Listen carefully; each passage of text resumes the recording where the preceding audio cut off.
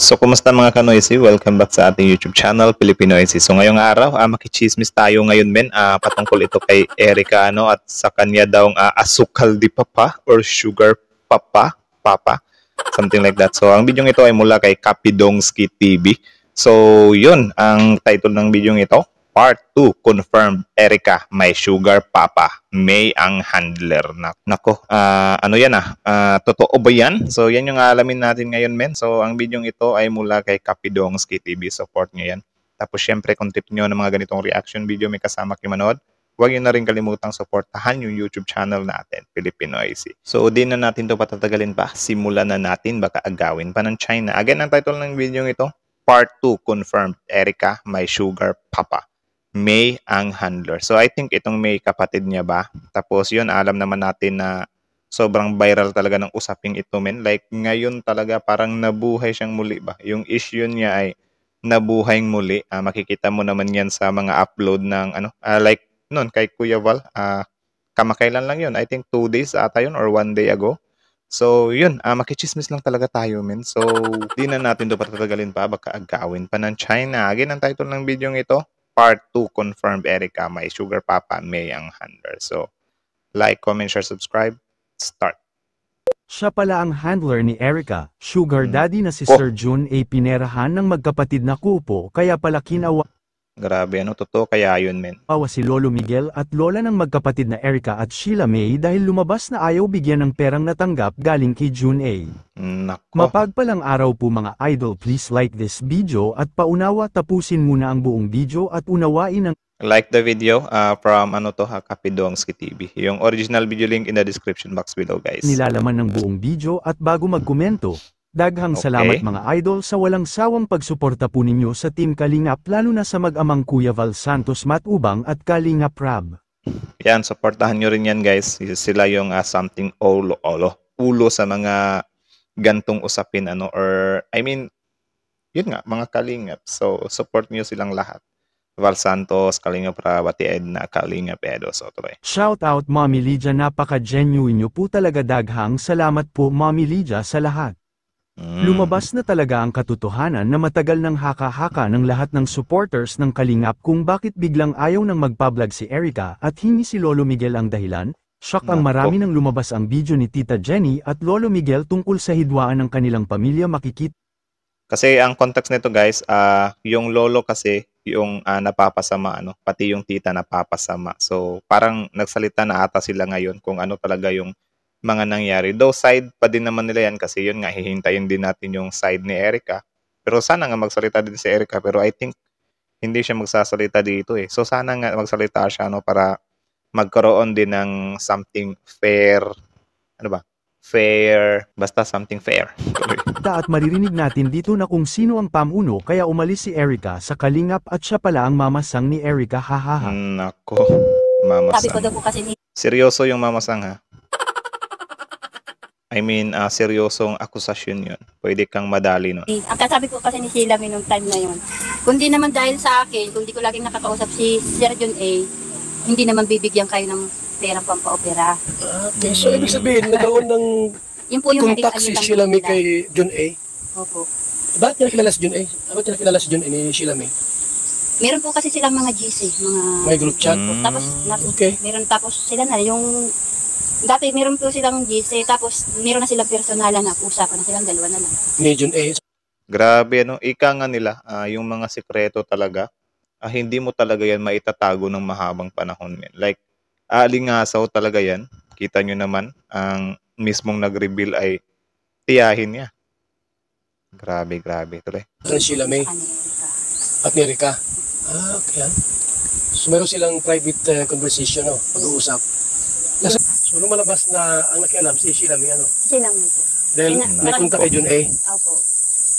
Nandun na rin siguro. So, and courtesy din kay Kalingap, kay Kuya Val, So, credits to him sa kanya ata tong video to. Tuloy. Ito po yung malaki rin siguro pang gusto ni Sir John A kay Erica. Nandun na rin yata yung... May class si John A kay Erica. Napansin mo? May gusto po si Sir John A kay Erica, pero si Erica po wala namang gusto. Kasi Yun lang. Paano mo nalaman mo? Tingnan natin kung paano nalaman ni tiyahin na si Erica walang gusto kay John. Napatanong si Kuya Berde, paano mo nalaman? May lang talaga po yung parang inaano po yung kapatid. Sinusulot-sulot. Opo. Ayun. Ulit, pakinggan May niya. si Johnny kay Erika. Napansin mo? Eh, gusto po si Sir John kay Erika, pero si Erika po eh, wala namang gusto. Kasi Yun lang. Paano mo nalaman sila na may lang talaga po yung parang inaano po yung kapatid. sinusulot-sulot? Opo. Ayun. Walang ginagamit Nako. si Erika. Yun. Ibig sabihin, may gusto si John A kay Erika. Paano mo nalaman may gusto si John A? No, nakikita Binata, ko. binata ba yun? Ang alam ko po may asawa yan eh. Alak ka. My goodness.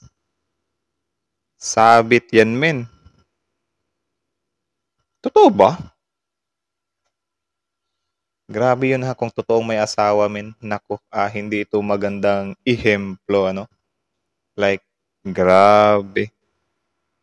Kung may asawa lang naman talaga, I mean, kung totoong may asawa siya, ang pangit isipin na tumutulong ka, may, halimbawa ganyan, gusto mong makatulong sa ibang tao.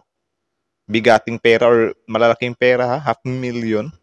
Tapos in the end, may kakabitin ka. So parang ano yan, 50% matulungin, 50% cheater or nangangabit. Ayun.